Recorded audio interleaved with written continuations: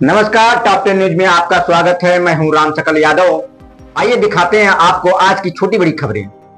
आजमगढ़ में महाराजा सुहेलदेव विश्वविद्यालय के तृतीय दीक्षांत समारोह की तैयारियां पूरी हो गई हैं। 11 अगस्त को होने वाले समारोह में पद्म विभूषण पंडित हरिप्रसाद चौरसिया मुख्य अतिथि होंगे, जबकि गुजरात के प्रसिद्ध पटोला बुनकर और समाजसेवी पंकज भाई डूंगर भाई मकवाना को मानद उपाधि प्रदान की जाएगी।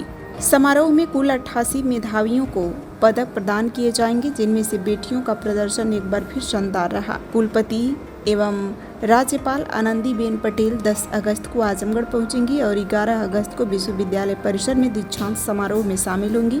समारोह के दौरान उपाधि वितरण, 20 पदकों का वितरण, पुस्तकों और विश्वविद्यालयों की पत्रिका का विमोचन समेत कई कार्यक्रम होंगे। कुलपति प्रोफेसर संजीव कुमार के अनुसार समारोह में छात्र छात्राओं के लिए निर्धारित ड्रेस कोड भी लागू रहेगा। कार्यक्रम के अनुसार आंगनबाड़ी कार्यकर्तियों और प्राथमिक विद्यालय के शिक्षकों को भी सम्मानित किया जाएगा। दीक्षांत समारोह के मुख्य आकर्षण पद्म विभूषण पंडित हरिप्रसाद चौरसिया का संबोधन और 88 मेधावियों का पदक सम्मान रहेगा।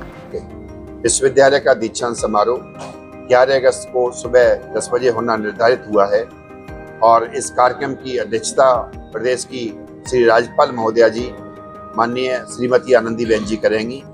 मुख्य अतिथि के रूप में पंडित हरिप्रसाद चौरसिया, जो कि पद्म विभूषण उपाधि से नवाजे जा चुके हैं, वो रहेंगे।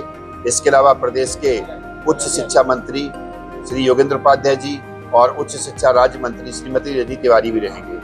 विश्वविद्यालय इस बार कुल मिलाकर के 88 पदक का वितरण करने जा रहा है, जिनमें से कि हमारे पास 20 जो है वो चांसलर मेडल हैं, कुलाधिपति मेडल हैं और 68 जो है वो कुलपति मेडल हैं।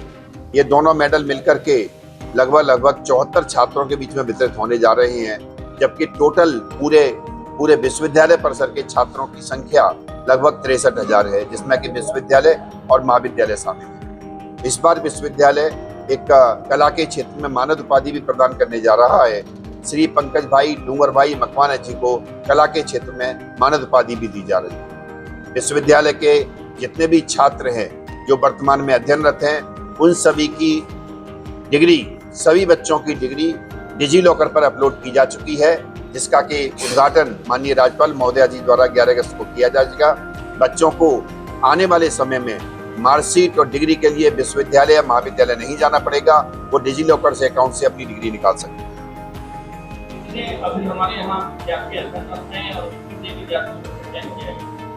देखिए, मैंने अभी बताया था कि टोटल अगर हम फाइनल ईयर के पास आउट बच्चों की बात करें तो उनकी संख्या 63,000 है जो फाइनल ईयर में है।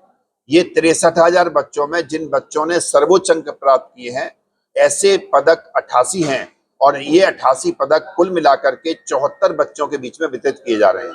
ये है फाइनल ईयर की संख्या। यदि आप कुल मिलाकर के बच्चों की संख्या पहुंचेंगे तो पूरे विश्वविद्यालय में लगभग 2,40,000 छात्र अध्ययनरत। सर, एक कोर्स की बात करें तो फाइन आर्ट्स एक कोर्स है, बहुत सारे बच्चे करना चाहते हैं, लेकिन आजमगढ़ में उपलब्ध नहीं है, उसको लेकर क्या?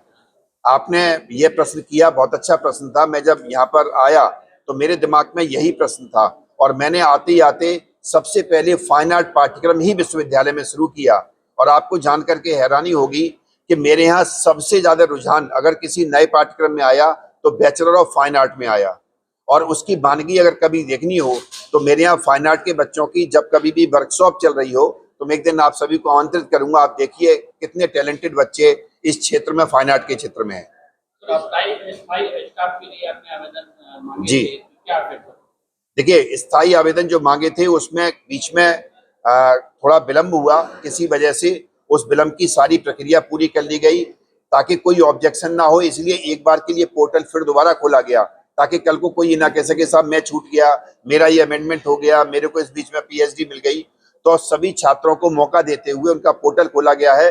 सितंबर के महीने में इसकी परीक्षा होगी और मोस्ट प्रोबेबली अक्टूबर मिड तक या एंड तक आते आते सारे अपॉइंटमेंट्स हो जाएंगे। सर, हॉस्टल की बात करें तो अभी तक कितने छात्र हॉस्टल में रह रहे हैं? अभी तक हॉस्टल में हमारे यहाँ, जैसा कि आप सभी जानते हैं, एक बॉयज हॉस्टल है और एक गर्ल्स हॉस्टल है। हमारे पास अभी तक जितने आवेदन आए थे, हमारी कंडीशन है कि कम से कम 30 किलोमीटर की दूरी होनी चाहिए। ये नहीं है बच्चे का घर 10 किलोमीटर पे है हम उसको भी हॉस्टल आवंटित कर देंगे। तो जितने भी हमारे पास एलिजिबल एप्लीकेशंस आई थी सबको हॉस्टल अलॉट किया जा चुका है। दोनों छात्रावास को मिलाकर के देखें तो 200 से ऊपर की संख्या की एप्लीकेशंस हमारे पास है जो कि एलिजिबल हो चुके हैं और जिन्होंने छात्रावास में रहने की प्रक्रिया शुरू कर दी है।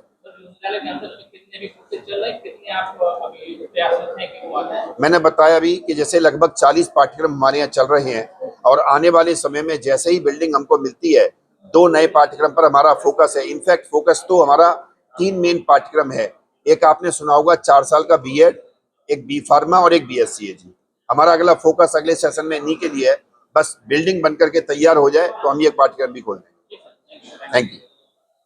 सभी सुविधाएं उपलब्ध हैं। यहाँ sports, horse riding, dance classes जैसी यूजफुल एक्टिविटीज तो होती ही हैं, साथ ही लाइब्रेरी, म्यूजिक और आर्ट एंड क्राफ्ट के थ्रू भी बच्चों की क्रिएटिविटी को स्पेशली बढ़ावा दिया जाता है। बच्चों को तकनीकी दुनिया से जोड़े रखने के लिए स्मार्ट क्लासेस, रोबोटिक्स और कंप्यूटर लैब्स उपलब्ध हैं। छोटे बच्चों के लिए अलग से प्ले सेट एरिया है और एक्टिविटी रूम की व्यवस्था है। सर्वोदय स्कूल में बड़ी क्रिकेट एकेडमी के साथ ही हेल्थ और वेलफेयर क्लब भी है, जहां पर बच्चों को सेहतमंद और खुश रखने की पूरी कोशिश की जाती है। 6th क्लास से गर्ल्स के लिए सेपरेट क्लासेस और बिल्कुल सुरक्षित स्कूल बस सर्विसेज, वो भी GPS के साथ सभी रूट्स के लिए अवेलेबल है।